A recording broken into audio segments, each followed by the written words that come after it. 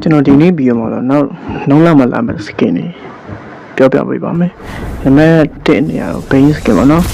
နောက်လာမှလာမယ် base skin က star skin ဖြစ်ပါတယ်တော်တော်မိုက်တယ်ကြည့်လိုက်နောက်မှလက်မှလည်းနှာခေါင်းကောင်းနေတော်တော်မိုက်တယ်ဗျာနောက်တစ်တစ်ခေါင်းကတော့ပောက်ကီလိုဒီပောက်ကီလိုစကင်ကတော့ update ထားရလို့ရှိမှထင်တယ်တော်တော်မိုက်တယ်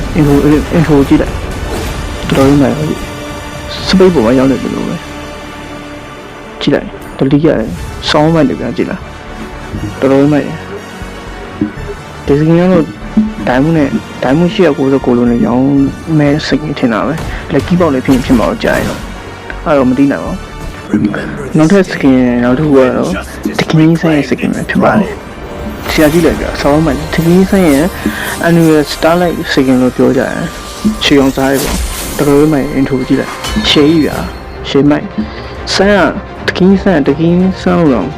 မထင်ရဘူးဗျစကင်ကတော်တော်မိုက်ရဗျအမှပါမစကင်တွေက free ရဲ့ annual starlight စကင်ပါမယ်ကျန်တဲ့ကောင်တွေကနော်special elite special တွေကြီးပဲ emoji တွေပါမယ်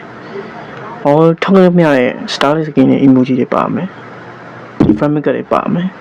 တွေ့ရတာမှာ10ကလဲမယ်ဆိုရင်250တစ်ခါလဲမယ်ဆိုရင်25ပေါ့နော်နောက်လာမယ့် event ကြီးတစ်ခုကတော့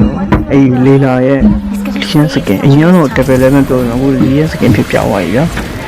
Legion skin ပြန်တားမှုရဲ့ double level skin လာပြီဗျာ